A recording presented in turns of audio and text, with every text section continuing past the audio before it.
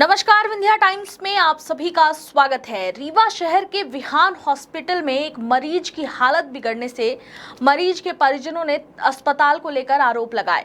उन तमाम आरोपों को लेकर विहान हॉस्पिटल की डायरेक्टर कल्पना पटेल ने अपना पक्ष रखते हुए कहा कि विगत दिनों एक पेशेंट रामदास पटेल अस्पताल में आए थे। उनके परिजन उनको लेकर आए थे जिनको ब्रेन हैमरेज हुआ था।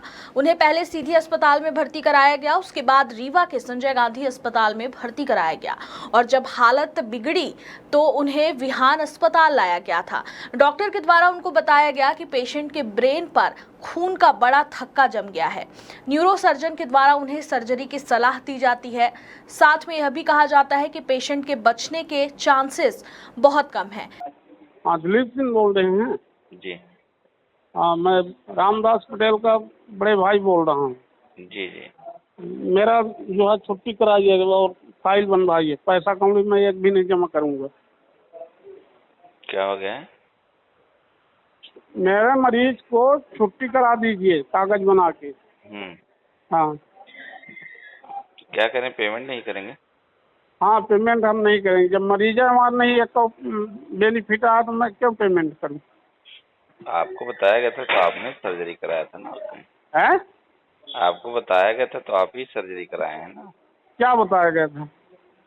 कि कंडीशन उनकी खराब है, बचने के चांस कंडीशन खराब है तो 5% बोले कि 5, तो जब 5% में तो उस समय से भी कंडीशन बिल्कुल जीरो हो गई है। बताइए हैं? तो 95% गड़बड़ है बताया गया आपको। तो 95% गड़बड़ तो आप बोल दिए थे कि 5% है तो हम 5% बोले कि ऑपरेशन तत्काल हो जाएगा, राहत मिल जाएगी। है 5% क्या बोले थे कि ठीक हो सकते हैं, 95% ठीक नहीं हो सकते हैं। हाँ, तो आप बोले हैं कि रिस्क लीजिए सर। नहीं नहीं तो मैं बोला रिस्क लीजिए तो अब उसमें तो 1% नहीं है। क्या 1% है? अब उसमें क्या है? काल से स्थिति उनकी क्या है? कोई इंजेक्शन लगा के वो जो सांसें चला रहे हैं, और क्या है? इंजेक्शन दवाई देंगे और क्या कर सकते हैं आप बताइए। नहीं तो आपको मरीज देना है कि नहीं देना, ये बताइए। मरीज देना है कि नहीं देना है? पेमेंट करना पड़ेगा सर उसका। पेमेंट मैं एक पैसे नहीं करूंगा, वही मैं लास्ट बोल रहा हूँ आपको। अच्छा, जो मैं दे दिया तो दे दिया। ठीक। मरीज दे रहा है तो ठीक है, नहीं देना है वो भी बता दीजिए तो मैं फिर आगे कार्रवाई करूँ। ठीक। क्या करना है? पेशेंट के परिजनों ने सभी दस्तावेजों पर लिखित हस्ताक्षर भी किए थे, लेकिन सर्जरी के जब 72 घंटे भी नहीं हुए, लेकिन उनके परिजनों ने डिस्चार्ज को लेकर दबाव बनाना शुरू कर दिया। आपको बता दें, परिजनों के द्वारा अस्पताल प्रबंधन पर आरोप लगाए गए, जिनको लेकर डायरेक्टर कल्पना पटेल ने कहा कि वह इस पर लीगल एक्शन लेंगी। आइए आपको सुनाते हैं इसको लेकर विहान की डायरेक्टर कल्पना पटेल का क्या कुछ कहना है।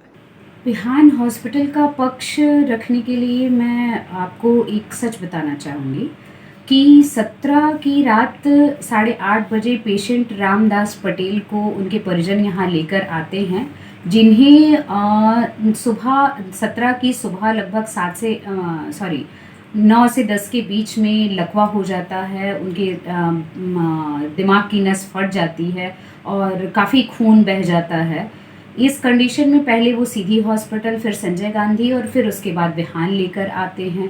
विहान में न्यूरोसर्जन के देखे जाने पर ये पता चलता है कि उनके ब्रेन में लकवा आया है और खून बह रहा है, तो इमीडिएट सर्जरी करनी पड़ेगी और सर्जरी में जान बच भी सकती है या फिर जा भी सकती है। डेथ ऑन टेबल की कंसर्न का हमारे पास प्रमाण है कि पेशेंट के परिजनों ने डेथ ऑन टेबल भरा है। अब सब कुछ उन्हें बहुत विस्तार में समझाया गया था कि पेशेंट के बचने के चांसेस लगभग ना के बराबर है। पेशेंट के परिजनों ने कहा कि हाँ ठीक है, आप लोग पेशेंट को बचाने की कोशिश करिए, जो होगा फिर देखा जाएगा, कोई दिक्कत नहीं है। अगर जान जा रही है तो जाएगी ही, पर अपनी तरफ से पूरा प्रयास किया जाना चाहिए। तो 17 की रात लगभग 9:30 बजे से सर्जरी स्टार्ट होती है पेशेंट की, जो कि लगभग 2 बजे रात तक चलती रहती है। फिर पेशेंट कोमा की ही कंडीशन में हॉस्पिटल आता है। पेशेंट को वेंटिलेटर सपोर्ट पर ओटी के बाद रखा जाता है और पेशेंट के परिजन लगभग 18 तारीख की शाम से स्वयं ही उसे मरा हुआ घोषित कर देते हैं कि हमारे पेशेंट की जान जा चुकी है। और 19 की सुबह 9 बजे से लगातार वो मेरे सारे मैनेजर्स को परेशान कर रहे हैं कि आप हमसे पैसे लूट रहे हैं, हम पैसे नहीं देंगे किसी भी तरीके से। और जितना चार्ज हुआ हॉस्पिटल का उसका 50% भी उन्होंने पेमेंट नहीं किया और मेरे मैनेजर्स को से ये स्वीकार कर रहे हैं कि आपने बताया था कि बचने के चांसेस नहीं हैं, मतलब बहुत कम बचने के चांसेस हैं, जिसकी हमारे पास ऑडियो रिकॉर्डिंग भी है।